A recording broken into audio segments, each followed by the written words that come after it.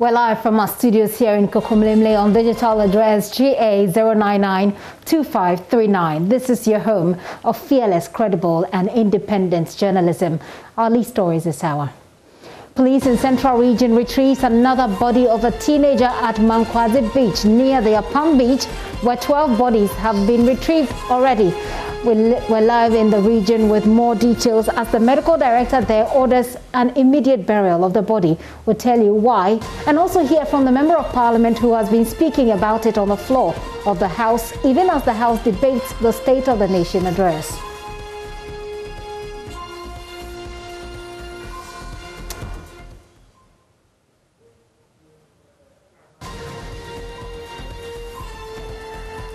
Family members of a 31-year-old allegedly beaten to death by his fiancée speaks out. We're live in the family house of the deceased in the Volta region.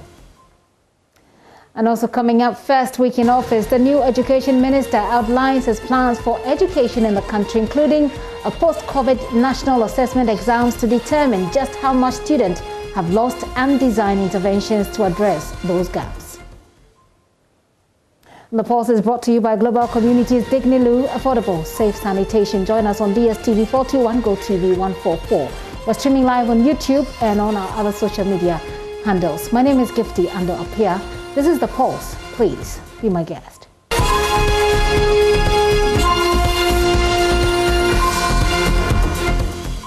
This afternoon, police in the Central Region has retrieved another body of a teenager, and this happened at the Mankwazi Beach near the Apam Beach, where the 12 bodies were retrieved. The retrieval of the body of this 14-year-old brings to 13 the number of teenagers who got drowned at the Apam Beach. Richard Kojonyako has details and is joining me via Zoom. Hello, Richard.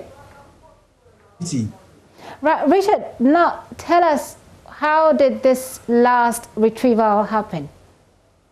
Well, so Gifty, around 7 a.m. This morning, an informant reached out to the police that another body has been washed ashore at the Mankwazi Beach. And so the police proceeded to the shore, and then there lay a boy, 14 years of age.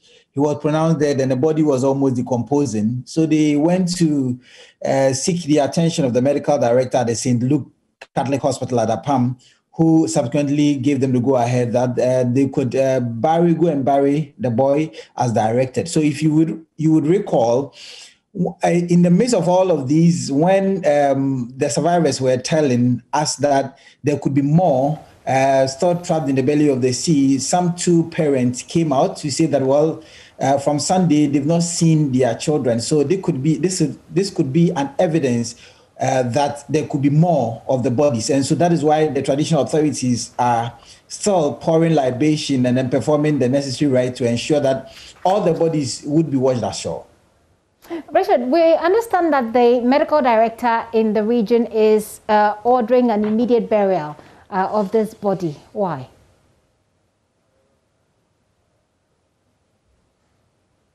Hello, Richard.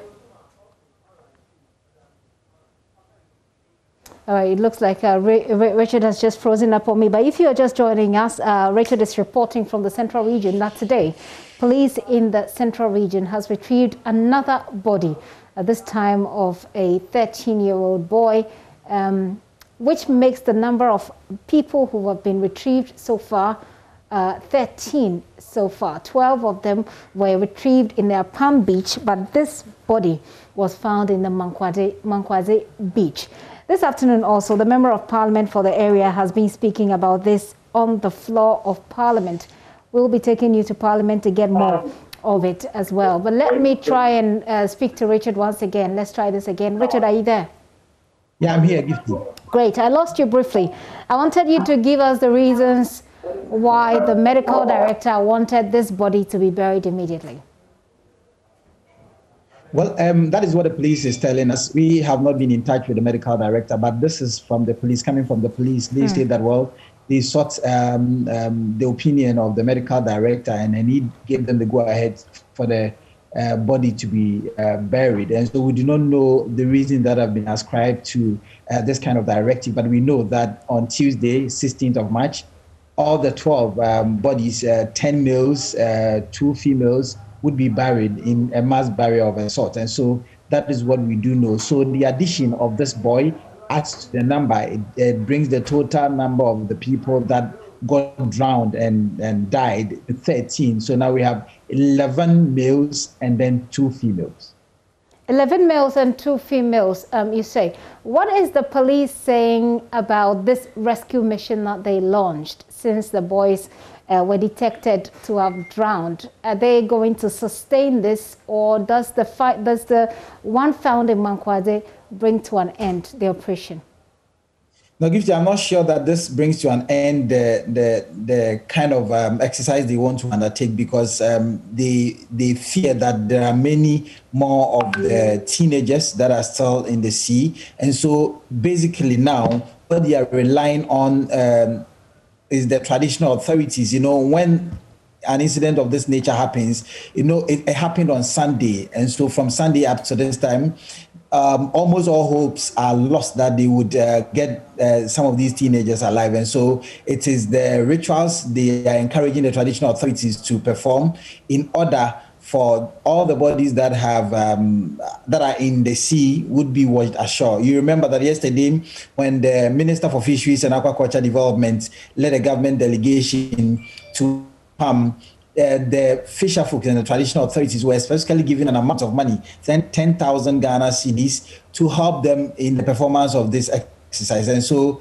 they hold this exercise dearly, and they feel that it could help do the trick by bringing bringing all the bodies at the beach. Okay. Well, that makes a lot of sense from their perspective. Richard, is there anything else that our viewers ought to know? Otherwise, let's move to Parliament. Is there, Richard? Well, so the Palm Tower is still in mourning, and even after the retrieval of this last body, in fact, it's thrown the entire community into a state of mourning.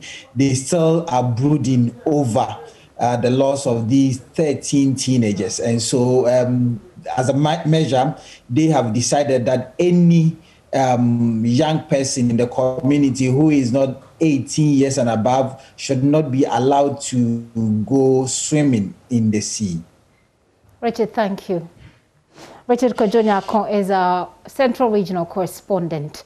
Away from that, I want to take you to Parliament. Now, a few hours more to go, and then Parliament will be done with the debate on the President's State of the Nation address. The arguments, the tensions, and the heckling are all winding down. We'll go to Parker Wilson, who is joining us via phone, because also the Member of Parliament for the area where these children come from has been talking about the situation.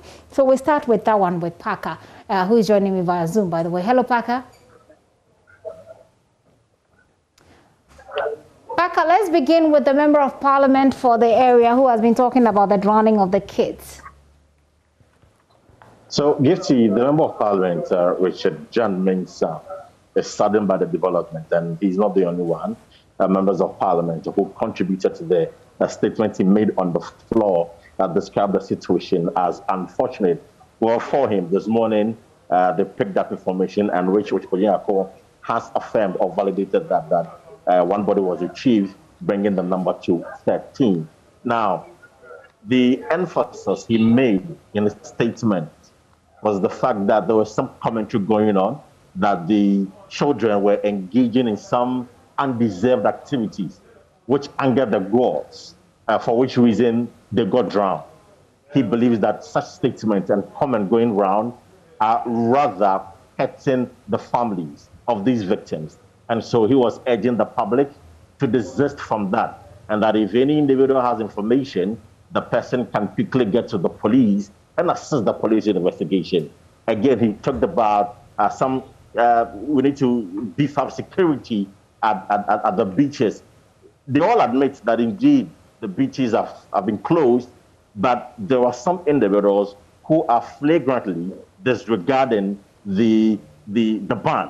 And so day in, day out, you go to beaches there in Accra, in the central region, in the western region, and individuals are still going to the beaches in spite of the ban. Okay. And the Interior Minister, Ambrose Derry, who was in chamber, also contributed to the statement. And the point he made was that the IGP and security agencies are committed to realize the cause or what led to the demise of these children. And so, again, with all these comments going around, it is not healthy.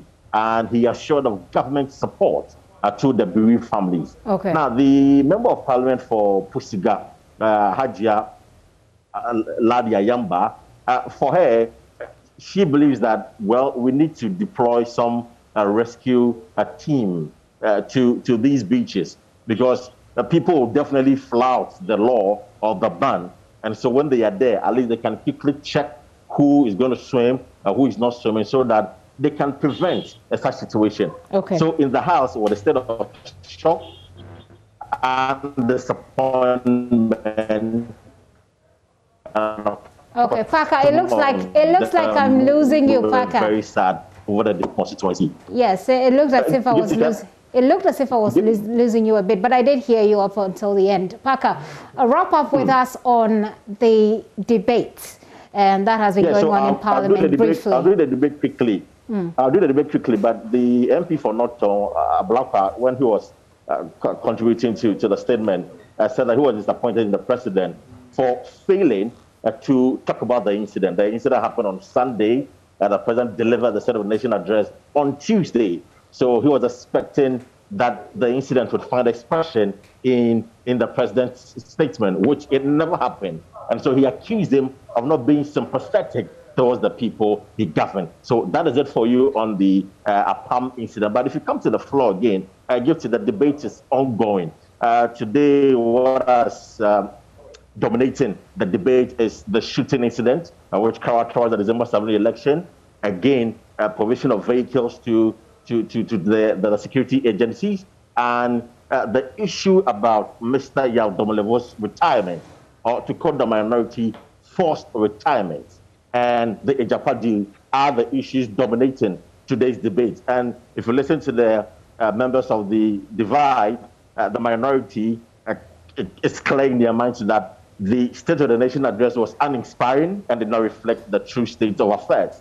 But the majority says the president needs some commendation because, again, there's been free SHS, there's been provision of water and electricity, and all of that. So at least we need to commend and give the president some credit for demonstrating leadership in the midst of COVID-19 pandemic. So this has been the conversation going around here in Parliament. And just a while ago, the 16 regional ministers designates were approved by the House. That is by voice vote. The appointment committee recommended the approval of all the 16, and a while ago, the House, via voice votes, approved the members. So 16 have been approved. All right, Parker, thank you so much for that update, and we'll be crossing over as and when we should. Parker, thank you. Quincy Parker Wilson is our correspondent in Parliament, bringing us up to speed on what is happening. Let me take you to the Volta region, where mother of a 31-year-old Yesuto Elizabeth Akpalu, who has lost her life after she was allegedly assaulted by her boyfriend in who has been speaking. Her mother has been speaking to our correspondent, Ivy Setoji. Let me speak to Ivy, who is joining us on the line right now, and we can hear from the mother subsequently. Hello, Ivy. Ivy. All right. Ivy is joining us via Zoom. And there you are, Ivy. Ivy, so you've been talking to the deceased mother. Of course, we know what the police has to say about this, but what does the mom say? Yeah, so what the mom was saying was the daughter brought the man home for introduction, and then she accepted him wholeheartedly. But when they went back, she called her to inform her that the man was beating her, and she advised her to go to the police. And then a few days later, that is November 21st, the man also called her, the mother, to tell her that if Yesuto, that's the name of the disease, said she was strong, then it's either she kills him or he kills her. And then the mother got alarmed and asked Yesuto what was the problem. And she told the mother that she was going to report him. Few days later, the lady called the mother again for some money to buy coke and then 10 tomatoes because she was feeling dizzy. And then in the evening, her friend, who is called Salama, called the mother to inform her that she was rushed to the hospital, and that was when the day after she passed on. And so what they are saying right now is for the police or authorities to get justice for their late daughter, because the abuse was reported earlier and withdrawn because she thought they settled it at home, but then it continued, and so they want justice for their late daughter. Well, we can listen to the mother who has been speaking to Ivy.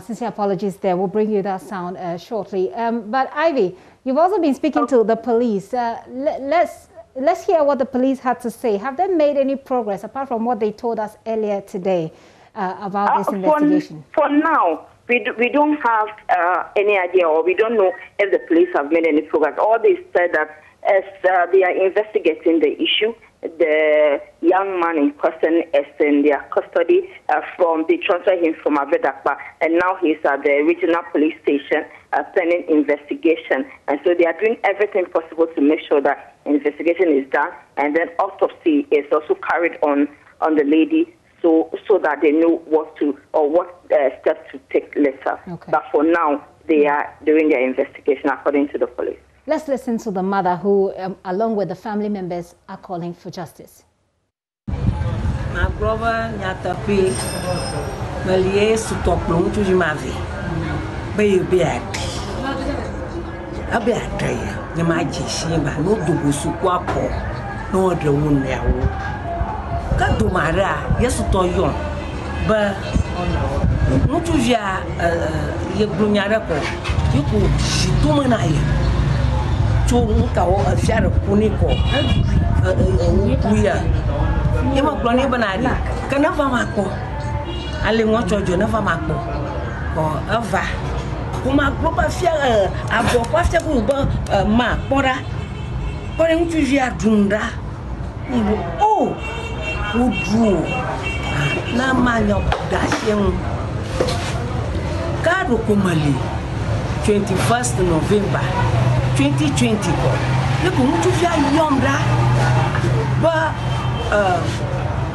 momi ma gbrinawo yesu to dada ma ba ma gbrinawo ba ma viwo yesu to be san na mo wuyo yewuga yo bo oh yiko katinwa ma ke ko yo yesu to banke gajo afi de mutu fia nya via magia ya Nyanya, but no more we are your ganky ganyan 1 hour.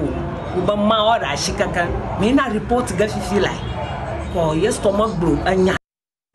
Ivy, that's the woman who is mother of the deceased. Wrap up for us or summarize what she says for us. Yes, so she said after she had a conversation with her daughter, when she reported the case of beating to her, the boy also, or the man in question, also called on the 21st of November to warn her that if Yesuto does not kill him, the boy or the man, he was going to kill her. And so the mother got alarmed, called Yesuto, and Yesuto said she was going to report to the police station. A few days later, she called that she was having some difficulties in breathing. So the mother, she sent her some money for coke and then some tomatoes. And then she was preparing to call her in the evening, only for her friend called Salamati to call her that Yesuto was rushed to the hospital, and then her death was reported. Ivy, thank you very much. Let's finish that up with the PRO for the Volta Region Police who has been speaking to Ivy. So the Regional Police Command had information from the old teaching hospital on Monday, very early in the morning, about the death of a student of EP University who apparently was sent to the hospital on Sunday about 4 p.m. and who passed on in the early hours of Monday So that is a subject of inquiry. And so the command has initiated investigation into that incident. Currently, bits and pieces of information that we have picked from the student's domain and some other individuals suggest that this student had suffered assault from his boyfriend. Well, currently we have picked that boyfriend, and he is in our custody assisting our investigation. As is normal with deaths, the key thing will be the pathologist report, which can either confirm or contradict that account being the cause of the death of this student. So currently, we are on our investigation, and we will duly feed the media back about the outcome of our investigation. As a PRO for the Volta Region Police, speaking to Ivy Setoji there. You're still watching The Pulse with me, Gifty and Opia. We take a very quick break. Well, it's been a year of COVID-19. When we return from the break, we zoom in to COVID-19.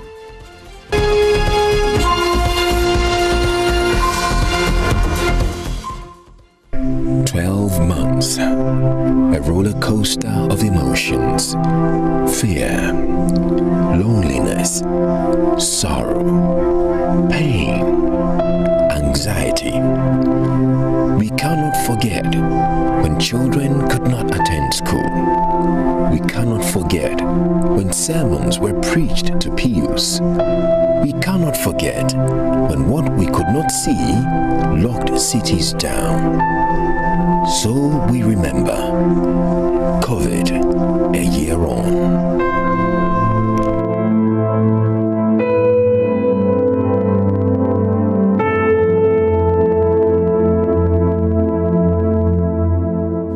Welcome back to the show. Many thanks for staying with us. Let's talk about COVID-19. We're starting with children.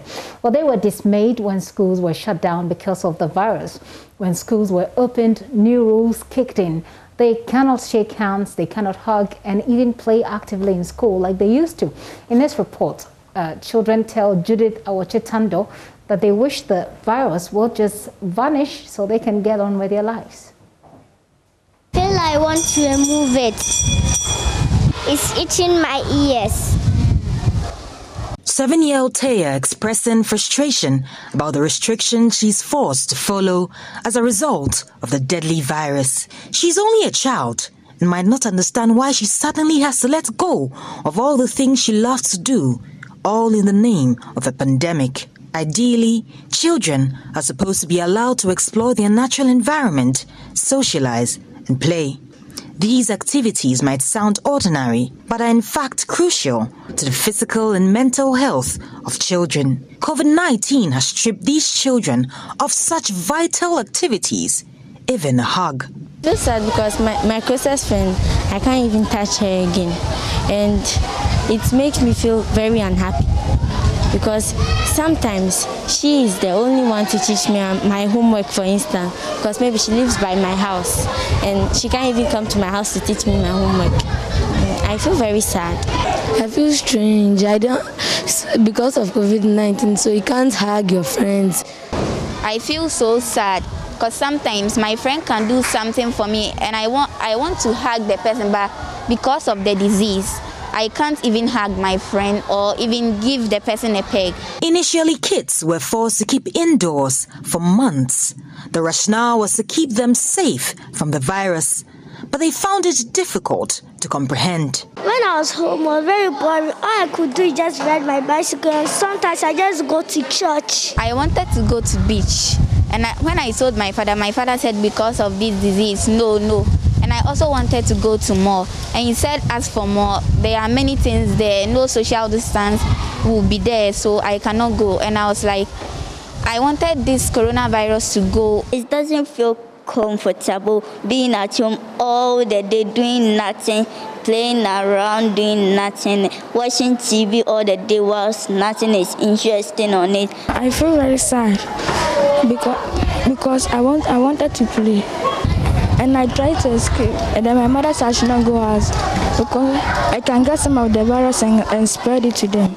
It was indeed devastating for many kids as they had to spend their Christmas stuck in the confines of their homes. Although it's expected for kids to wish for gifts such as toys for Christmas, some kids said they only wished to hug their friends again. I really wish that COVID-19 goes away, so that we stop wearing nose masks and social distancing. We can't even hug our friends anymore. I wish everybody will be happy and coronavirus will leave this country. A whopping 12 months have passed and children are back to school.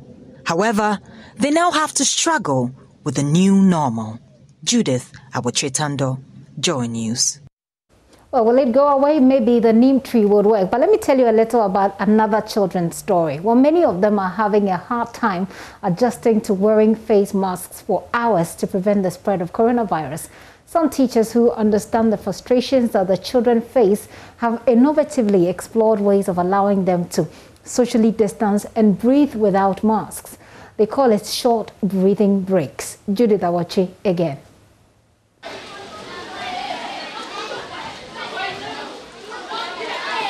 Ever imagined a time when breathing freely will be such a luxury? Well, it is in this time of coronavirus. Here in the youngsters' school, children are given breaks just to breathe. It is called breathing breaks. Children are told to be socially distanced so they can breathe. Wearing of masks is now one of the COVID-19 preventive protocols, but it is not easy for children who are also required to wear masks, especially in schools. My nose mask, I always feel hot and I cannot even breathe. I'm always stuck at one place and they always send me here. And because of my mask, our teachers also said we shouldn't remove it. So it's always on. So I'm just sweating. I cannot even breathe. And after school, I'm always tired. Yeah, it's very difficult because sometimes the heat in the mask, it makes some people collapse. It's very difficult because sometimes I can't breathe properly.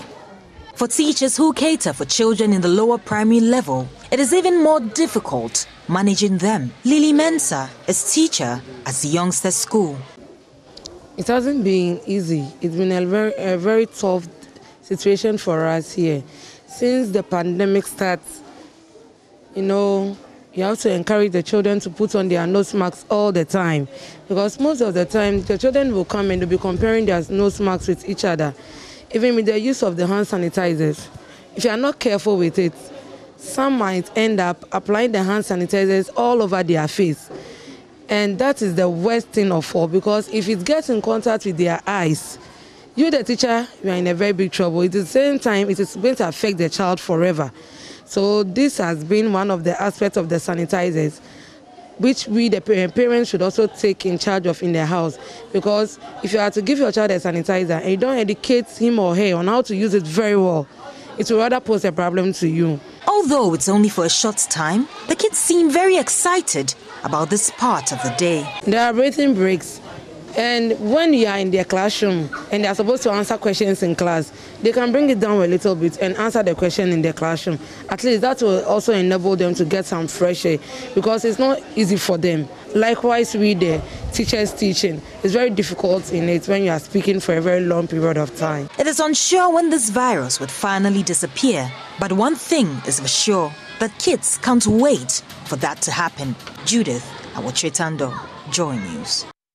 Well, we all can't wait for that to happen. But while scientists across the world are searching for a cure for this particular virus, local herbalists too have been digging deep to find what they say they could be the answer. One of the stuff that has grown in popularity during this pandemic is neem tree leaves. And there is no science showing that neem tree has an efficacy against the coronavirus. But some Ghanaian herbalists have different ideas. As we mark a year after Ghana's first COVID-19 case today, Justice Bedu finds out more about neem. This is one of the largest markets for local herbs. Herbs come from all over West Africa for sale here. And from here, retailers buy and sell in smaller markets across the country.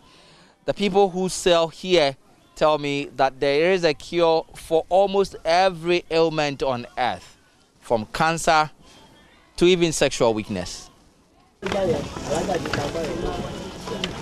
Mami Yale has been selling herbs here for over 20 years. She has sold a lot of herbs during this pandemic too. Some of her customers are the many people who have experienced fever, dry cough, and tiredness. All these symptoms of the COVID-19.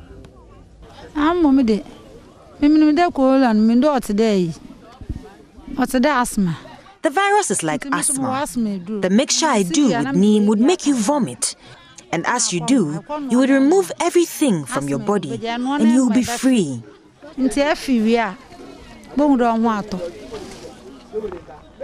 Nana Akon Enima, she too a herbalist here at the Nima market for years, claims she has used neem to help people overcome coronavirus symptoms. Neem leaves can cleanse your body if you steam it. It works against coronavirus when mixed with other herbs. You will sweat after steaming, and that is how you get rid of the virus.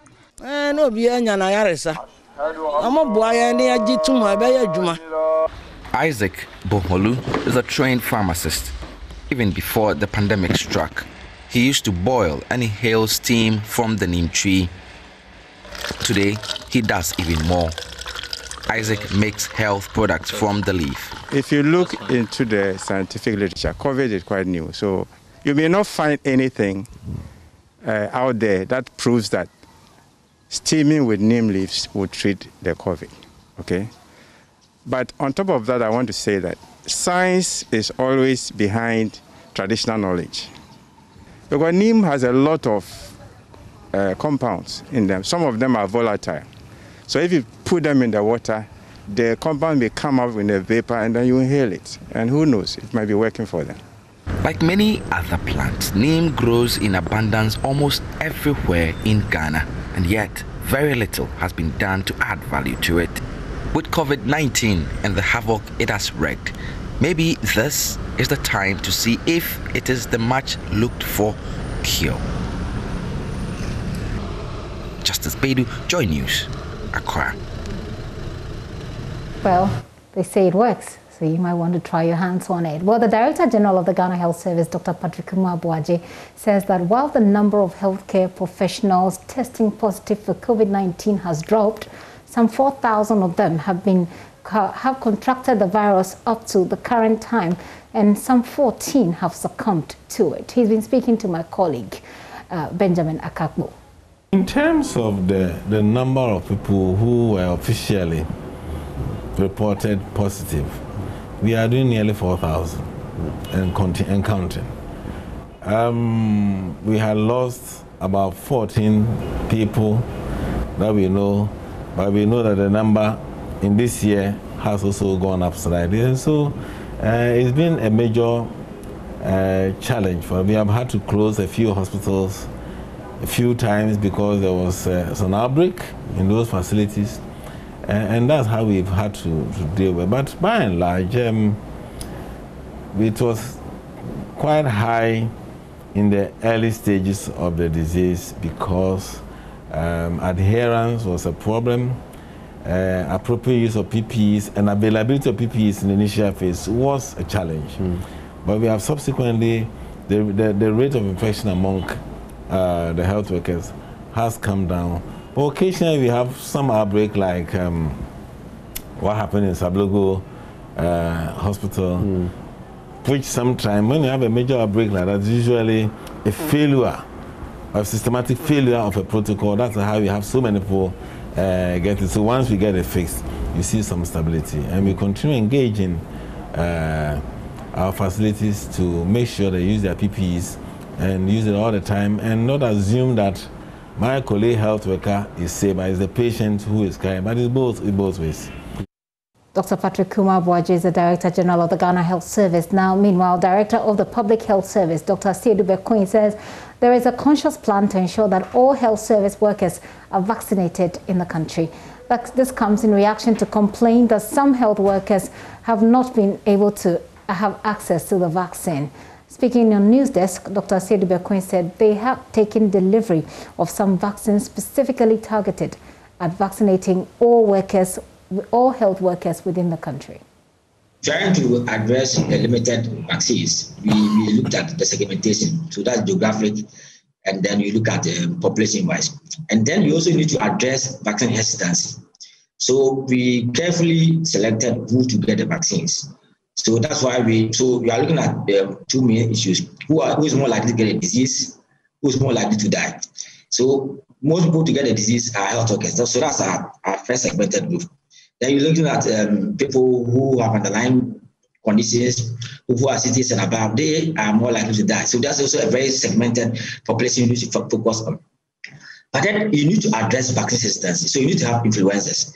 So that's why we now have to bring on board people like some prominent chiefs and religious leaders, and then some media personnel. But if you look at in actual terms, the numbers that have been vaccinated are still fitting the three key populations that we focus on: health workers, people with underlying conditions, and then the people who are 60 years and above. But let me say that with our new vaccines that we've gotten, we are moving beyond the geography to focus on the health workers. So that a week ago, our DG asked for the list of all health workers in the regions, and that's what we're going to do. So the next few days or week, we are going to make sure that all the health workers in the regions, outside the Greater Accra and Ashanti and Central, are going to be vaccinated, so that we get a very immunized workforce.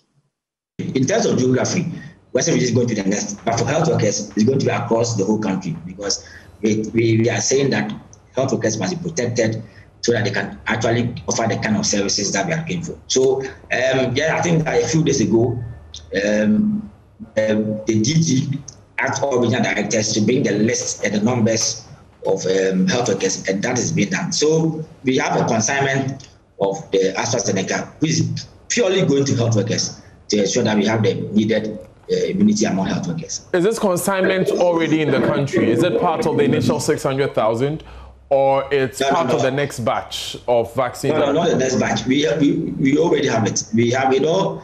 Aside the 600,000, we had some consignment from the Indian government, and then another donation from another entity. So there's a portion of the AstraZeneca Sputnik, which is in the country, and we are going to use it. And let me say that 7,000, we even have a buffer. So we're going to use all of that to ensure that the health workers are vaccinated. And that's Dr. Bekwin there with the situation here in Ghana. Very soon we'll focus a bit more on education. But let me talk to you about COVID-19 in Germany. Lawmakers and government officials are getting hammered from all sides over the handling of the COVID-19 pandemic there. The vaccination rollout has been slow.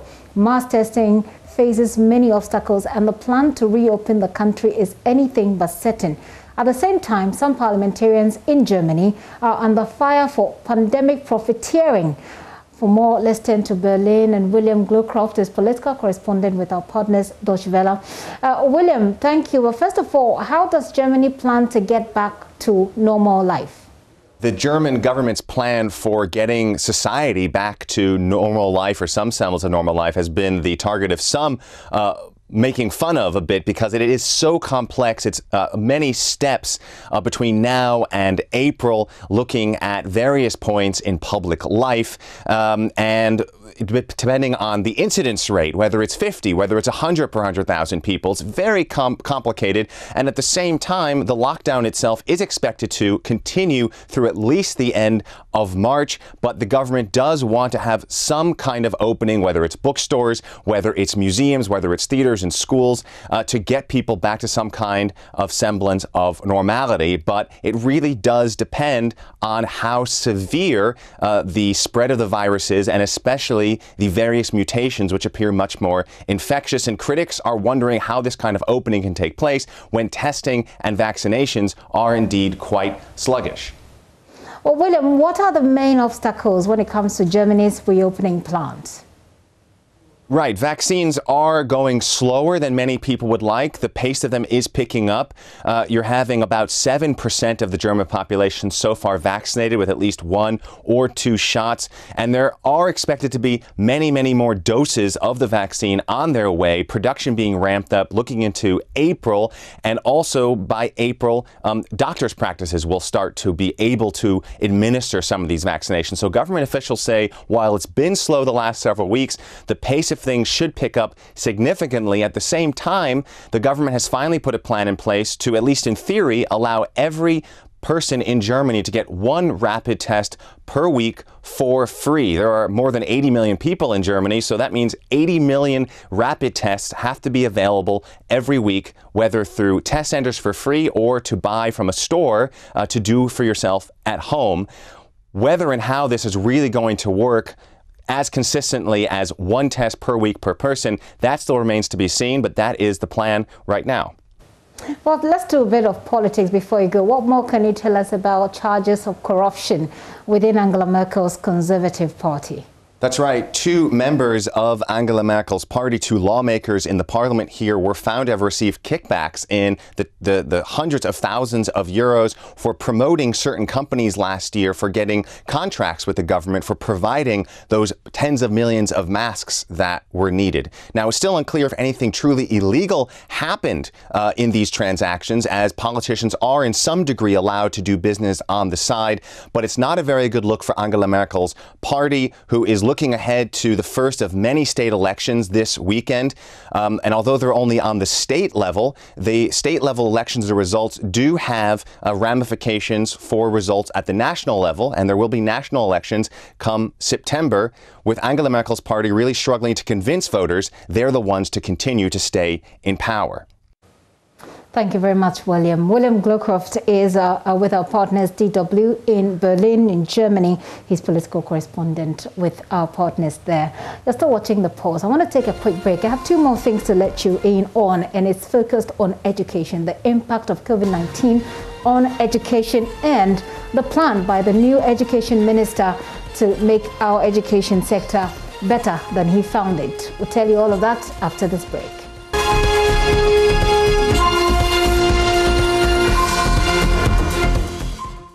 You're welcome back. Now, after more than 9 months of closure due to the COVID-19 pandemic, various educational institutions across the country fully reopened in January 2021 to allow for academic activities to continue. While this allowed for the resumption of at least some form of face-to-face interactions between students and their teachers, the pandemic has also forced innovations which have gravely changed education in Ghana. You'll hear from my conversation with the Education Minister shortly, but as we mark a year of the devastating coronavirus, my colleague Manuel Kranting zooms in on Ghana's educational system and how it's been impacted by COVID-19. 2019 was a year that put Ghana on the map.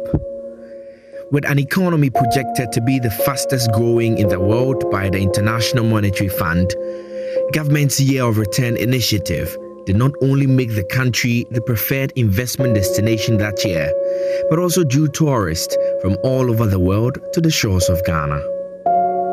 In December 2019, local beaches were packed, pubs overflowed with patrons, and outdoor events simply oversubscribed.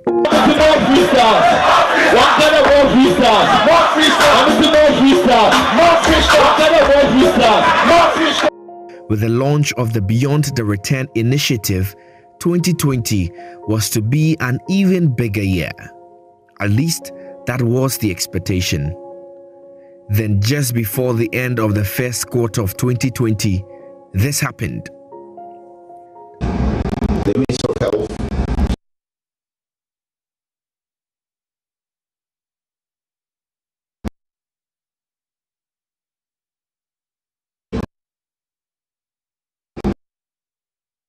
confirmed on the 12th of March, that's today, 2020, and the first cases to be reported in Ghana.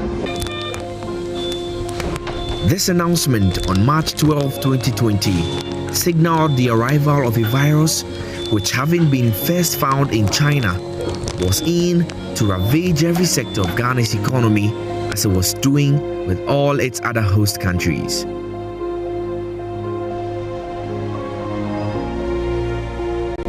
First,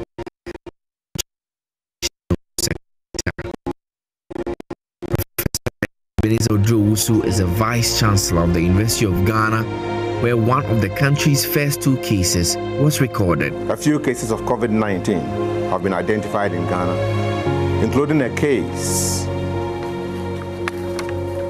involving one of our non-resident students who returned. For those resident on campus, remain on campus as we go through the required protocols of contact tracing to avoid any spread to the immediate and large communities. Non-resident students are required to keep away from campus until further notice.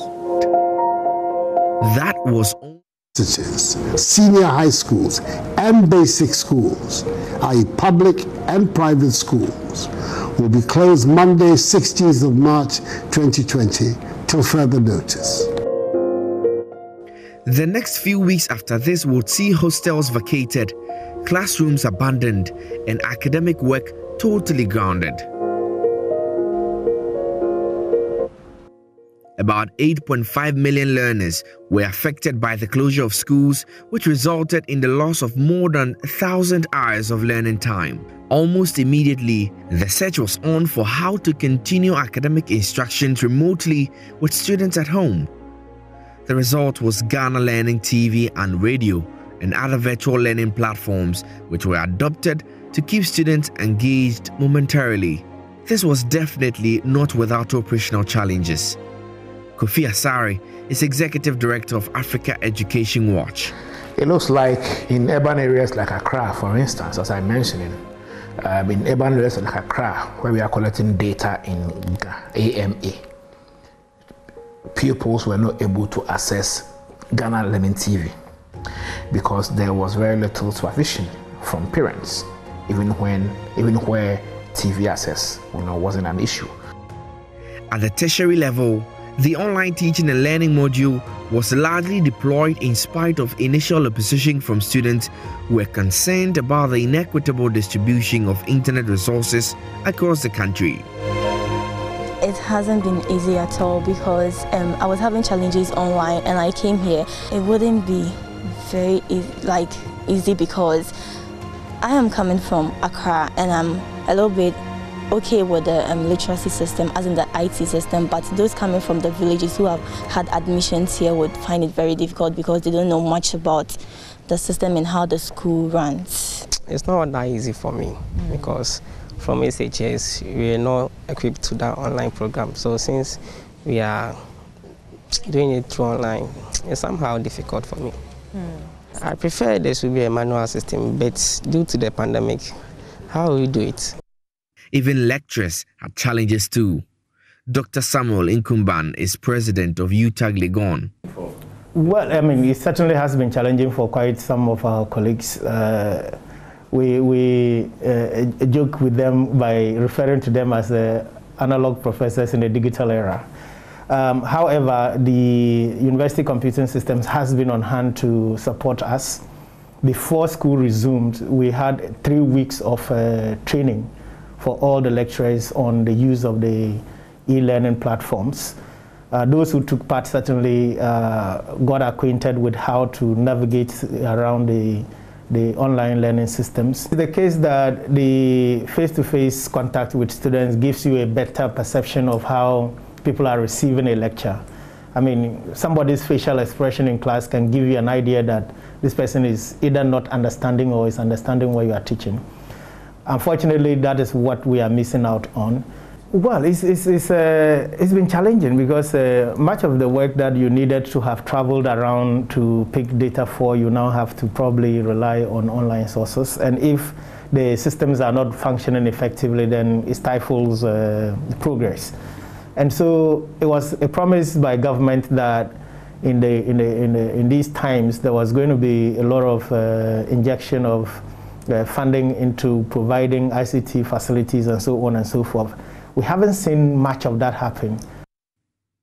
Soon, the trending phrase became the new normal. Government, acting on science and data, had allowed for a phased reopening of schools, starting with final year students who were due for their terminal exams. They will be provided with free face masks and other PPE by government as they headed back for school for the task ahead. Many things had changed. In the universities, lectures were being held virtually, together with rituals like graduation ceremonies. For Ebo Daniel and other members of the UG class of 2020, the pandemic stole too much from them. Well, I didn't expect my final year to end this way or go as it did. When the pandemic came, we all thought it would last but for a few months, as we've seen bird flu and other diseases do. But it turns out that it lasted longer than we expected. And for me as a final year student who has taught for 4 years here at the university and expecting to graduate at the Great Hall and have a grand ceremony, personally and a lot of friends that I know of, we are not happy about it.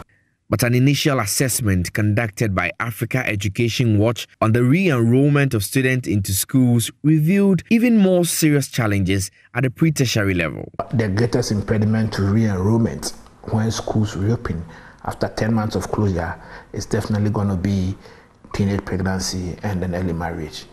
Indeed, when we did our first research in August on school reopening process, out of 200 schools that we sampled, there were 20% of the schools that indicated that between 1 and 3 girls did not return to school. And that was during the BEC, August, when schools reopened for the BEC's candidate to go and write the examination.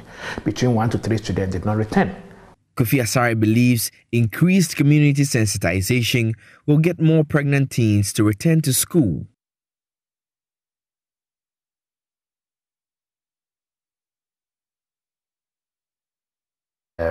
But I am happy that the Ghana Education Service has rolled out a re-entry program with the support of UNICEF in about 47 or so districts. I'm also happy that the CSO community, including ourselves, we are part of a wider re-entry campaign. In the past 2-3 weeks, we've been working with Star Ghana in the districts, trying to mobilize district capacity, synergize their effort towards engaging traditional authorities and faith-based organizations, because the greatest impediment is that our culture is not allowing us to admit pregnant girls into the community and then into the school. Meanwhile, the Ghana Education Service is currently rolling out the Ghana Accountability for Learning Outcomes project GALLOP in basic schools to help students resettle smoothly. This follows the full reopening of schools by President Akufo-Addo on January 15, 2021. For now, laptops and mobile phones are replacing the conventional notepads and marker boards, while Zoom and Google Meet have become the new classrooms. Have lectures online with a lot of internet issues and having problems, especially if you have a problem with your laptop or your phone. It's been very difficult adjusting to the online. I use my phone for the Zoom meetings, but if I want to check something on the internet, I use the school's Wi-Fi, especially with my laptop. I think the face-to-face is quite better, because with some courses like this, it cannot be done online. Like, let's say the maths courses, like those science-related courses, they cannot be done online. You need to see the lecturer face-to-face. You go to interact with the lecturer. You go to get to know, get more details. But with the online, he may not be able to get the feedback he's wanting, getting from the student. You go to play off the student exactly. That's way. Especially organized group studies, meet up in let's say in our halls, various halls and stuff. But now I think that being your room alone, or go to the various libraries or study rooms. And with the way university education is, you always need you can't do it on your own. You always need your colleagues, your friends to help you out in various things going. let's say we are doing a 2-hour lecture like this, we take in, sometimes, let's say, you can take it within like the slides that like the lecturer produces, you can take it between like 50 to 60 slides, like loaded information. On the flip side, consistent and overuse of these gadgets has implications for the health of students. Father Anthony Ifriamponsa is a clinical psychologist. We call something the effect of blue light effect. Blue light effect on the melatonin of the brain. The melatonin of the brain is a neurotransmitter that is responsible for your sleep-wake cycle. Okay, so most of these gadgets have blue light because combination of all lights is white. By combination of all colors is black. But if you have the light coming from your phone, and most of it is white light, it's LED, and it has more of blue light, and the more it goes on through your retina, it depletes the production of melatonin in the brain. So it disrupts your sleep cycle, your sleep-wake cycle, and at the end of the day, young people are beginning to have effects, symptoms that appear to be depression, stress, and anxiety. The head itself is very, very heavy. You know, the average head wouldn't be less than 5 kilos. Wouldn't be less than 5 kilos. So you're constantly watching your screen. So you can imagine the load you are putting on your muscles around your neck. And so you pull it down for a very long time and you are causing so much strain in your neck. So that itself is very painful. And remember that we call it the brain stem. The brain stem, the first link from the vertebrae or the spinal cord to the brain is what we call the brain stem. And the next one, the very cortex of the brain that the brain stem hits is the cerebellum, and which is responsible for your balance and your emotions. So the more you bend and you put so much stress on it, you begin to realize that sometimes the floor does not become too even for you.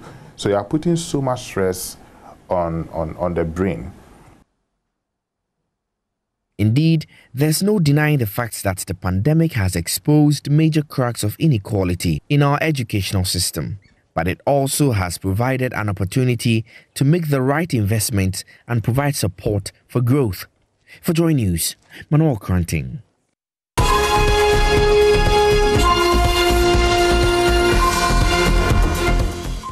Manuel Cranting put together that report. I've been talking to Education Minister Dr. Yawose Edichum on his vision for the Education Ministry and Ghana's recovery plan post-COVID-19, especially in the education sector. First week, how has it been for you? Our first week has been great, but it feels different because I was at the same ministry as Deputy Minister, and I stepped in as the Minister for Education, and the sense of our responsibility is greater, but also it also comes with a greater opportunity that I have to implement the vision of the President. Talking about the vision, what is your vision and how does it sit, especially within the details that the President gave us at the State of the Nation address when it comes to education? You see, the President has set a very bold agenda. The idea that we have to have more of our youth graduate from universities, colleges of education, nursing training institutions, and be able to become competitive like other countries. You see, there's this talk about gross tertiary enrollment ratio that he mentioned. In essentially what he's saying is that we want the critical mass of our youth to be prepared at the tertiary education level so that they can contribute to the socio-economic transformation of the country. Okay. And that destination is moving us for our tertiary education enrollment from 18.8% to 40% by 2030. What are the key steps briefly that you want to take in achieving this? First of all, I'm going to be meeting with universities, from the vice chancellors to the critical people who are involved in student admissions, to begin to really look at what our action plan should look like in order to get us to the destination that the president wants us to get to. The idea of an open university that the president mentioned will also give a further boost to the enrollment numbers. But the president also spoke about relevant tertiary education. That brings us to a very critical juncture where we need to boost enrollment in the STEM-related fields. It has always been part of our education sector strategic plan. But we are now looking at how do we ensure that this is done? How do we support the universities? How do we create grant programs that will enable the universities to get the extra funding that they need to set up engineering schools and other science-related programs? So I think it's an opportunity for, as the minister, to dialogue with the vice chancellors and the rectors and other heads of various tertiary institutions to begin to look at the way forward. What is the infrastructural plan and what are the timelines? Let me begin with the science schools, which is going to be operationalized as STEM schools. The one at Abomosu, Awaso, and all these beautiful edifices that are being created is going to be a place where we nurture the future generation of scientists, and also not to overlook the fact that the best scientist is the one who has done music and understands music and appreciates music. So it's not going to be the WASI-driven high school system where you do biology, chemistry, physics, elective mathematics, and 4 core subjects, and you are done, and you are ready for the university. We're going to engage the universities in terms of how we prepare the future generation of Ghanaians to really take the helms of affairs of the country and compete globally. Our students should be well-rounded. What timelines are we looking at in terms of operationalizing these schools? By July, some of the schools will have been completed in terms of the construction, and the headmasters will be recruited so that they then can begin to prepare their schools to open in January 2022. Okay. So the goal is that we are using international best practices in ensuring that each one of these schools has the science lab that it needs. Every new school that we are building has 12 science laboratories. So how many schools are we building, first of all? The 10 that I'm talking about. Okay, so 10, well, I just wanted to get it from you. 10 schools, ultra-modern STEM schools being built, and the timelines between now and next year. Between now and next year. And then we have the STEM centers, 20 of them that the president mentioned. About 10 are nearing completion, and the idea here was to create a STEM center that will expose the children to robotics and all aspects of STEM. Okay. What we are going to do now is to create what is called a school within a school. So you create an academy. So you may have about 100 of the students who are part of the STEM pathway, and they are doing their robotics and all the things that is done in STEM around the world. They are STEM. So would they be separated from the usual general arts science students? But they are separated, but they are within the same institution. Within the same schools. They are doing biology, chemistry, and physics, but they're also doing 1 year of music, 1 year of visual arts. Okay. And you are creating the system in such a way that individuals that go through that are poised for tertiary education and the world of work. Okay. In a way that is unusual of our current structure, where you just have our students doing biology, chemistry, and physics, no robotics. And if they are doing that on their own, and it's not examinable. So things are going to shift in that area based on the education strategic plan that has been approved. Our 2018-2030 education strategic plan, the vision of the president as it was espoused and well articulated during the State of the Nation address. Can we wrap up this part of the conversation with access to free internet, something that the president mentioned as well? Where are we with that one? High schools are being provisioned or have been provisioned. A number of them have free internet now. Okay, how many do you have an idea? The country. I think it's in the various regions. I think Ashanti have about 50% of their schools done, but all other high schools have the internet connectivity, and they are going to go on to make sure they provision it for all the other senior high schools. It's something that needs to be done, and it's being done. Well, let me take your assessment of the SHS placements going on so far. You haven't heard a noise. You know what happened last year. This year, by the grace of God, it has not become a big news. Apart from the solution or the call centers that you created, what else did we do differently, you think? I think we had to look at how the technology, the network, and the service were working. We look at the fact that if we put everything on one server, you can have a crisis. And because you know we have two portals. The portal where a parent goes and check whether his or her child has been accepted. Then, if they don't have a school, they have to go to the self-placement portal.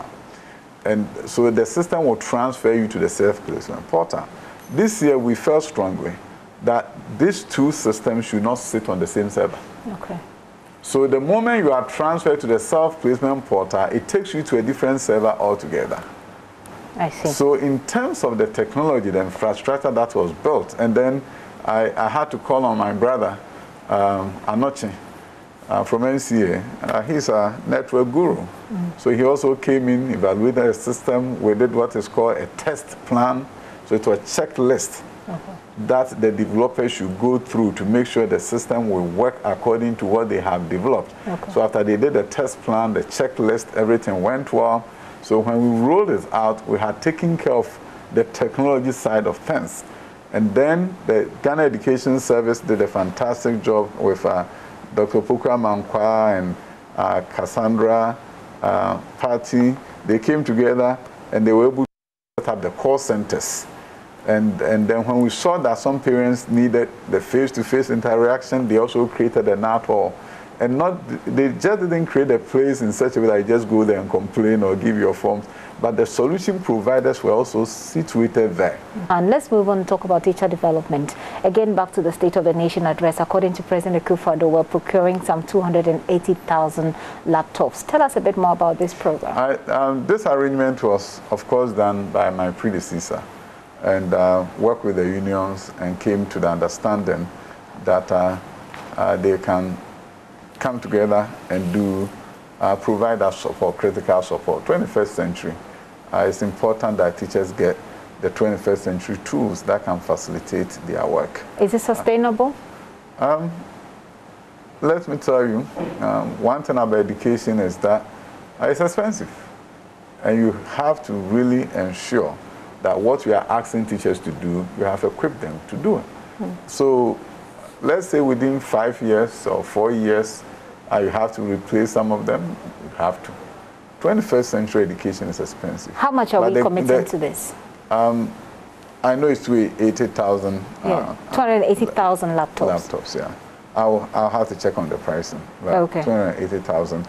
You see, the thing is this: in technology adoption, one of the things that you always have to ask yourself is that it's not just the price, but what am I saving? See, there are handbooks that we have to print for teachers when you are adopting new curricula, and it costs you a lot of money. The moment they have laptops and you can send the files to them, they can download it from website, you save some money right there. And of course, you're also saving the environment in terms of things that they will have to print. You equip them with internet in the various schools, and you have given them opportunity to do a whole lot of things online. First, it makes them more efficient, but it's also saved them the cost of buying paper and printing a whole lot of documents. So invariably, we tend to look at the cost, but the savings is also equally important. Okay, I'm sure after this interview, you'll be able to get the amount that we're committing to this, so that we can do, since you love mass loss, we can do the calculation and see how much we're saving and how much we're investing at the end of the day. The President also mentioned that you are going to provide some details to Ghanaians on the action plan for implementation of the National Teacher Policy. What is this National Teacher Policy? See, the National Policy on Teaching, or National Teacher Policy, spells out what you do in the teaching space, from training to where you have to recruit, to induction of teachers, equipping them, professional development, issues about their welfare. Everything is part of the National Teacher Policy. And this was championed by the NTC, National Teaching Council. Okay. So what we have to now do, and they engage the unions, engage various stakeholders, but we now have to begin to look at the action plan. We're talking about professional learning communities in the various schools where teachers come together and they are able to learn together. But you cannot do professional learning communities if you don't set aside days for professional development.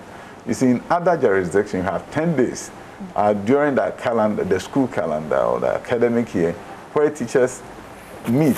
Students don't come to school on those days. Okay. If you don't create that opportunity for teachers, you cannot create a professional learning community. Our teachers in this country have had invariably to pay for their own professional development. You know, they have a training during the vacation, they go and they pay for themselves.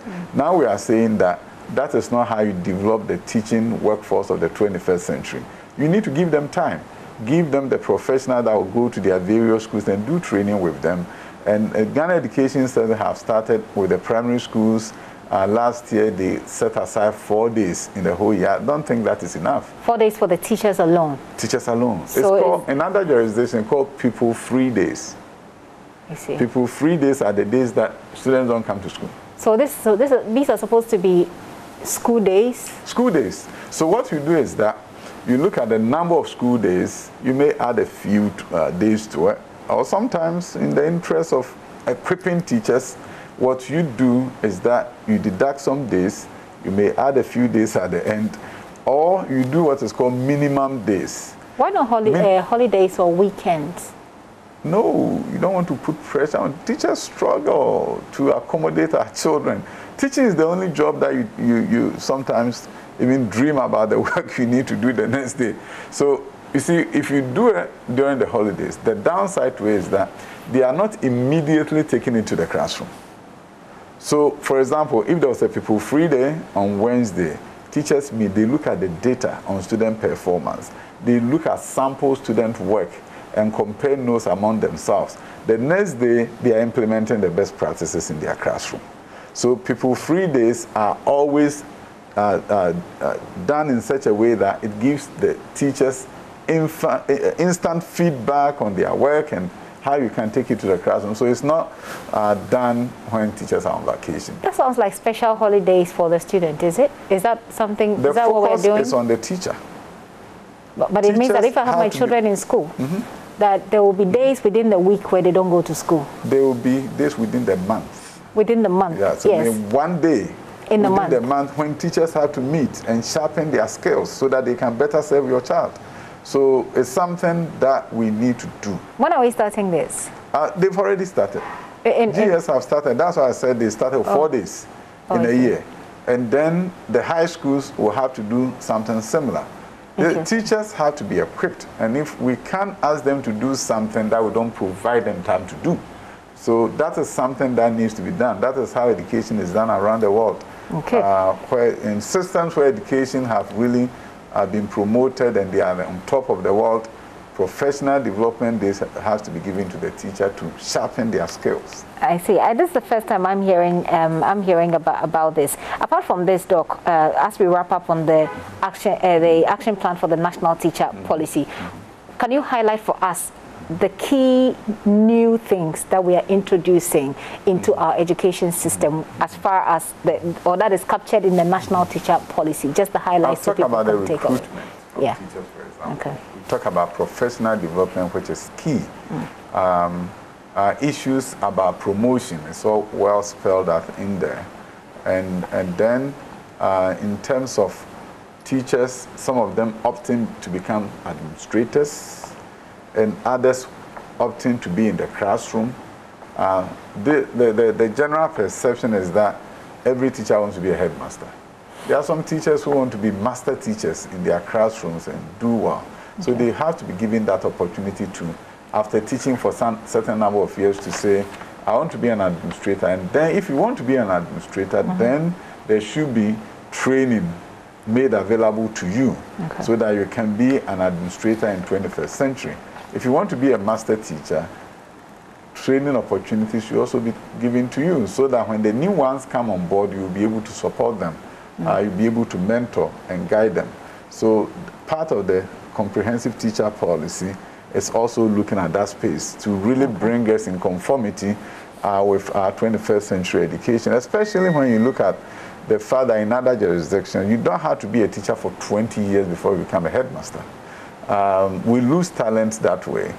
The best leaders who come into teaching invariably leave after 3-4 years because they can't wait for 20 years. So these are areas that we want to look at and say that if we want to develop the next generation of school leaders, they shouldn't wait till 5 years to retirement, 2 years to retirement. Typically 5 years to retirement, then they get the opportunity to become a headmaster. At that point, what do they have to prove? Young and dynamic teachers with leadership potentials after teaching for 3-4 years should be given the opportunity to prepare to lead our schools. And they have everything to prove because they know that if they mess up, they've messed up their career. So they go in there, they want their schools to be in the best in the world. So these are part of the new set of ideas that we are going to work on, and the comprehensive, the teacher policy, stakeholders and people who champion the look at all these issues. They're talking about teacher development. The new teacher curriculum that we started, I think, last year, there were times when some of the teachers had issues about where they were lodging, etc. What is the update on the program itself? Oh, you mean the new curriculum? The new curriculum training. For students. Right. Yeah, I think that we knew that the teachers were being trained to be able to implement the curriculum. Yeah, of course. The pandemic came. You have to press the reset button on a number of things. So we have to then go back and see how you retool and re-engineer the whole thing, because our pandemic changes a whole lot of things. But now that we are back in school, GES is now presenting a plan to pick up the pieces from where we left off and see how we move forward. Okay, let's talk about COVID and our schools. There were some amounts, dedicated to supporting schools, especially the private schools. How many of these schools, I mean, where are we with that process, and how many of these schools have benefited from Every school has benefited. Every private school? Every private school has benefited in terms of PPE distribution. The government never discriminated and said, hey, if you are public, we are bringing you the items. If you are private, no. Every one of them. If there's a school that has not benefited, I'm ever ready to look at how we can support them. But I know, based on what I've been briefed on by the Ghana Education Service, every school has benefited and they have items. What about the relief loans, the loans that were supposed to support businesses? And I mean, these private schools, they're doing businesses. Some of them were devastated. That's why you may want to talk to NBSSI, because I know for a fact that some of them even call me to say, hey, I've gotten something. But if you talk to them, Kosi, a very dynamic young woman, she'll be able to get you information on that. What about what is our recovery plan in terms of the impacts that COVID has had on the education sector? Teachers, some teachers have lost their jobs. I mean, our systems have really suffered. To walk us through the plan towards recovery. The point is that we are at a point where you really have to appreciate the fact that COVID-19 and education have become strange bedfellows. They have to coexist. And in the midst of that, you have to begin to look at what is called learning loss. Before COVID-19, the World Bank has something that they call learning poverty. And they said in developing countries, 53% of your 10-year-olds cannot read for understanding. And now they are saying it's become worse for certain countries because they stayed at home for 1 year. And the learning poverty rate in some countries is about 90%. You see, if you don't get to the root of the problem, you cannot attack it and you cannot really solve the problem. So this year we are starting a national standards assessment. It's a national exams like BEC for all fourth graders across the country. Every fourth grader in Ghana will take a BECE-like exams, but in just English and mathematics. And that will give us the critical data to see where our students are and how we pick up the pieces and truly get them to recover from the learning loss. So we are aligning our assessment with the 10-year-old learning poverty measure by the World Bank. So we'll be able to know where we are as a country. And we're also gearing up next year to go to do PISA, Program for International Student Assessment. This is assessment done by developed countries and some developing countries. So you go in and you compare yourself to America and see how your students are doing. And if there's a huge gap, then you look at your curriculum and say, how do I address it? The test is focused more on critical thinking. So your students take the assessment and you're able to have data back to you that tells you that your education system is competitive with the rest of the world or you are not doing well. And we are aligning the primary 4 assessment with the PISA. So we are able to know that if 20% of our students are not doing well or only 20% are doing well, then we go to the PISA and see what is going on there. So we are benchmarking the Ghanaian education system against other education systems of the world. My goal as the Minister for Education is that we will compete because you see the children of Ghana are so well prepared for the future in terms of psychologically. When you enter a Ghanaian classroom, the level of respect for the teacher, for the adult, you don't find that in some developed countries. And I want to leverage that and fulfill the president's vision through that. Our children are ready, as I always say. I think they are more ready than us sometimes. And our goal is to make sure that since they are ready, we also support them to study. But we need to benchmark our education system against that of other countries that are doing so well. Look at the gap that exists and develop a comprehensive action plan through intervention programs to really get us there. In terms of our adherence to the protocols, I mean, we've started the vaccination, I've been vaccinated, and we're hoping to vaccinate as many people as will give us herd immunity. Do we have a bigger plan when it comes to reintegrating and, getting back to normal? I mean, I can speak from education. Yeah. Those big items that you are talking about is Ministry of Health. Right. So they will be able to talk to you more about the vaccination and what it's supposed to do. But what I know is that our frontliners who are our teachers are also going to get the opportunity for the vaccination in the not too distant future. And of course, if they happen to be in the priority group of 60 and above, they will get the opportunity. What I can say is that I've been fortunate enough that under the leadership of the president, protocols have been followed. The active cases in schools have dropped significantly. Around the country is about 363 active cases, and the number of students have recovered. So Volta region has the largest number of students. I think there were a few cases here and there. But for the most part, if you look at the national average, the schools are doing very well. And I'm excited that we'll get to the point where we can coexist and we'll be able to do well. Well, I'm almost at the end of my conversation with Dr. Ayawase Duchum, the Education Minister. First week in office, we're taking a look at the vision, what to expect. How do we measure his performance at the end of his duty, if at all we get to do that? Doc, before we wrap, I just want to take some information on the Public Universities Bill. What is the fate of the bill? This is my third day on the job. I'm going to be meeting with the stakeholders in that space. And then we'll take it from there. Do you have any plans about it you want to share with us?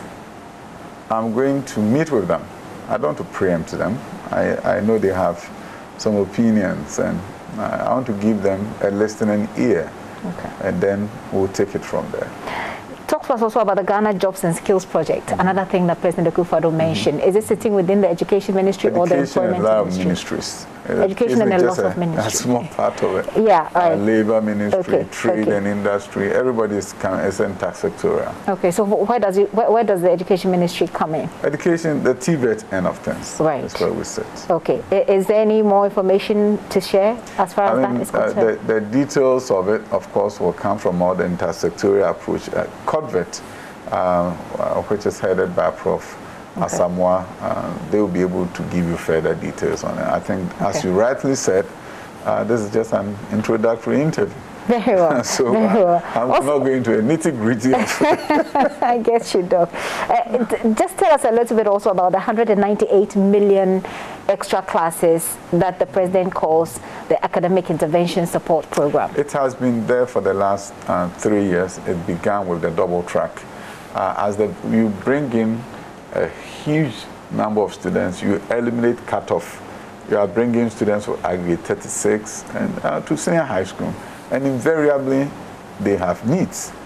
So the idea is to use the Wesley Girls model, where all first-year students are given a placement exam. And when they give them the placement exam, it's not an exam that is supposed to decide whether they will come to Wesley Girls or not. They're already there.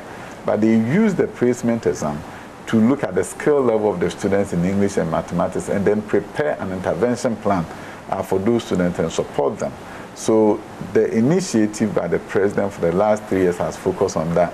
A major part of it, of course, is preparing the final year students so that they can write their exams. But the second year students also have intervention courses because you may have a student who came in and the proficiency level in mathematics is weak. You need to provide them support. Right. It used to be paid by parents called extra classes fee, but now with Free Senior High School, the president said he will take care of that so that every student will get intervention and not those who can afford it. So we are committing 198 million cedis to that one. We've also talked about infrastructure, which you're going to pursue aggressively between this and next year. Where is the money coming from? The infrastructure money is essentially coming from the GET Fund securitization that was approved by Parliament, $1.5 billion from GET Fund. And that is what has been used, and that is what we'll continue to use. I am part of an earmark for tertiary infrastructure, which we're going to be doing this year. Okay. Well, I'm looking at my list, and I just want to be sure that I haven't, since I finally got you. have a checklist? my list for the conversation that we're having here, and I just want to be sure that I've exhausted everything else. But then there's this thing you mentioned right now about getting students prepared. President Akufo-Addo mentioned that we've had about 50 to 60% of our students passing the WASSCE, getting between A1 to A6. Is that something we should be proud of? Of course. I mean, you always have to situate the conversation and situate it within the context of where you have been. Where you have been. We have been getting 30% pass in mathematics, and once you get that pass, and in this case we are not counting D7. So even though WAEC say D7 is a pass, the universities says A1 to C6. So when in mathematics only 35% are passing, it means not more than 35% of your students can go to the university, because that becomes the barrier. Because if you did not pass mathematics, you are not going. So the mathematics figures or English, whichever one is lower, determines the percentage of students. It doesn't matter what you got in your home economics, it doesn't really matter, because the mathematics will then block you. So the moment you're able to lift the English and mathematics and social and science figures to over 50%, you have guaranteed access to 50% of your students for tertiary. But it used to be 30. So that is what the president was talking about. Okay. Of course, I'm not satisfied with 50%. I think we can do 70%. What's your target? 70%? I think we can do 70% A1 to C6. But in the meantime, when you get 50, when you've been at 30, you should be excited. Congratulate the teachers, congratulate the students, build a self-efficacy for us to know that better things can happen. So that is what the president was talking about. I like that you mentioned teachers. One of the things we've seen in this country is a lot of industrial action when it comes to our teachers, when they are not happy about something. What is your plan to deal with that part of the dynamic? I'm a teacher at the core, done it for years. So I understand. I understand how teachers feel. Teaching is a difficult job. You're dealing with 20 children in your class. It's not even easy, but some people are dealing with 40, 50 children. If you're a high school teacher, you have 4 classes or 5 classes of 50 each. You have 200 children who you see every day, and you have to make sure that you meet their needs. It's not an easy task. And I think the first thing that I'll do and I'll continue to do is to give ears to their needs and their issues. so that I understand where they are and what the issues are. If a teacher has been promoted and the promotion has not been infected so that they can get their increased salary, it's not acceptable in the 21st century. I believe there should be a portal where you can log in and log into the portal and check on those issues that affect you. And I want a dashboard. We are creating a dashboard that will link up with that portal so that as the minister, I'll be able to know percentage of teachers whose promotion has not been affected, and there will be an action plan to make sure it happens in a timely fashion. You know why I'm concerned about? My concern is that you're going to pay the money anyway, but you get the person so disappointed and they are not giving their best to you, and then after 2 years you pay the money anyway. So to me it doesn't really make sense. I'd rather make you happy today so that you can give me more. Okay. So that is why I'm very concerned about teachers who get hired and we don't pay them, and some of them may not even go to school because they don't have money for transportation. Then you turn around to pay them after 1 year. And when you do that, what has happened to it is that you've lost productivity, but you've paid for it. Okay. So we're going to do everything to make sure that we eliminate this problem, whether it's arrears or whether late promotions. We're going to have to stop it. Okay. Thank you. Well, Doc, that's it for me. Is there anything else you'd want to, say or add? Anything we haven't touched on? I know your job is to get me to talk.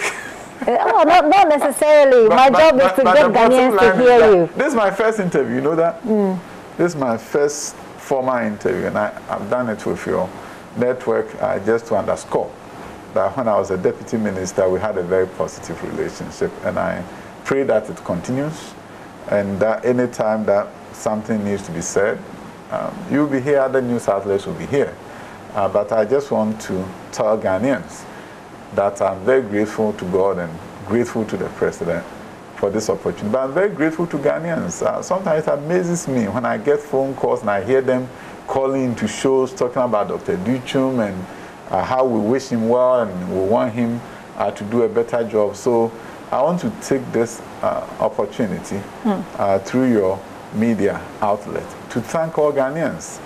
People send messages, say, we are praying with you, we are praying for you. And it really gladdens my heart because I never entered into politics thinking that the generality of Ghanaians will have that kind of affection for me. And I want them to know that I will not disappoint them. We're going to work hard and make the vision of the President come through. So I thank you.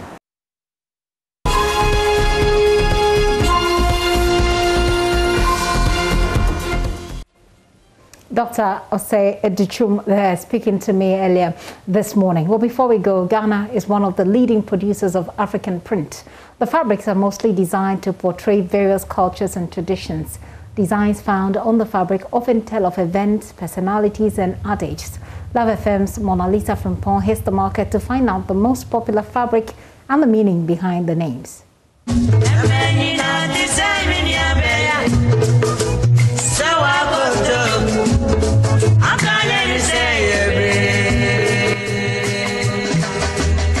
Ghana month, and we are here at the Fabric Hub at the Kumasi Central Market to learn more about the history and the names behind certain fabrics. I mean, it's not every fabric that we wear to any event. You have to find the appropriate fabric to wear to an event. Join me. Let's interview these fabric dealers and let them educate us on the appropriate fabric to wear to events and the history behind their names as well.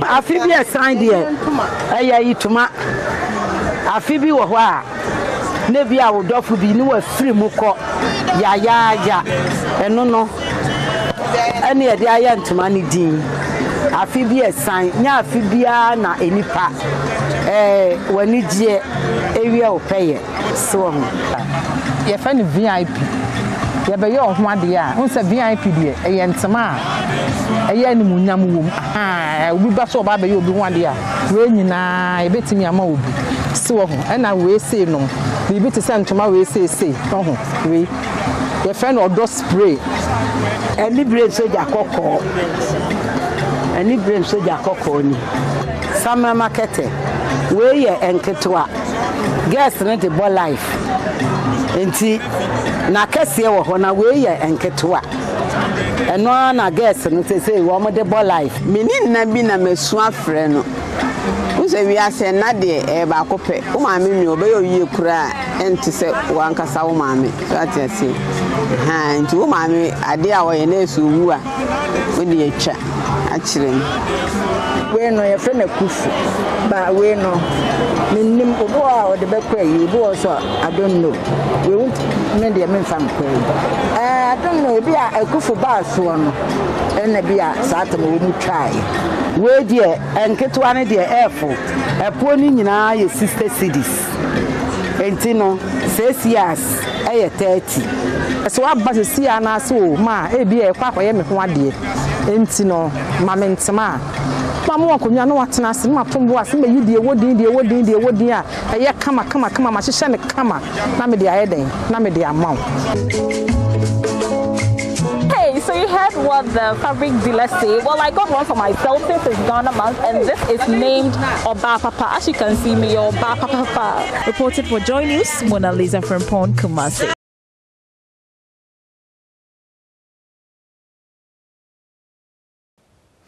And let's talk about Tech Thursday. Now, Ghana relies on imports for approximately 80% of its total healthcare consumption. There are, however, avenues for the country to be self-sufficient. Senior clinical engineer at the Komfo-Anokye Teaching Hospital, Emmanuel Rekubrobe, has set out to drive this goal. He recently brought out a sandal crutch to aid persons with walking disabilities. He went further to produce theatre lamps, X-ray viewer, fluoroscopy machine, wheelchair, among others. On Tech Thursday, Love FM's Kwesi Deborah speaks with engineer Emmanuel Rekubrobe, who is showing the way in the local production of medical equipment. After his secondary education at the KNUST Senior High School, his love for engineering pushed him to take up a technical course at the Kumasi Technical Institute. He went on to pursue higher national diploma in electrical and electronic engineering at the Kumasi Technical University and proceeded to the Kwame Nkrumah University of Science and Technology. Throughout my schooling, as I said earlier on, I've been meeting people with disability, and then I've been trying hard to find out how best to come out with something to help these people. And as you can see, and as I'll soon show you when we go through the series of their operations, you will know that they are for the disability or to help people with disability. Then the second one is my son, who was born with jaundice. He had to share phototherapy device with other sick children. And you know, infection rates for that matter is very high because you don't know who brings what on board. But he was forced to be under one phototherapy device due to lack of incentives at the hospital then. And I said to myself that day that no matter what it takes, I have to do my best to come out with a solution. As a member of the Ghana Institute of Engineers and senior clinical engineer at the Komfo-Anokye Teaching Hospital, his love for solutions to medical problems has urged him on. Today, Emmanuel Rekubrobe has produced more than 10 medical equipment, ranging from theatre lamps, X-ray viewer, phototherapy machine, to wheelchair. And as you can see, the phototherapy device is one of the solutions I've come out with to help the pediatrics section of the health sector. Then the last one is my everyday life. I work at a health institution, and each thing I see or come across, I try to come out with something. Reporting for Joy News, Emmanuel Kwesi Deborah. And Emmanuel Kwesi Deborah with Tech Thursday there. And that's it for now. We're doing Let's Talk Showbiz, but before that, let me bring you up to speed on stories that are very popular on myjoyonline.com this hour. Woman dies in Ho after her boyfriend allegedly assaulted her. One of our top stories running right now on myjoyonline.com. Manasseh Azaria Winnie, Domilevo Hassan and the soldier. That's an article put together by Manasseh Azaria Winnie. That story is also trending on myjoyonline.com. She quit her job to start farming and has no regret. Also a story from Joy Business Van making headlines there. Also, dog shortage hits Sandema market. Certainly a story that people have taken a lot of interest in as well. Let me take you through the other stories. Akufo-Addo, President-elect Akufo-Addo encouraged me to accept Mohammed's Auditor General appointment in 2016. That story is from yesterday. And also, Tamale Teaching Hospital staff threatened to withdraw services on Friday. Also, a story trending at the moment on myjoyonline.com. You want to take some time and read those stories. You see all our handles there on social media. You can share those stories with your contacts. And this video, the show is on demand on our channel on YouTube.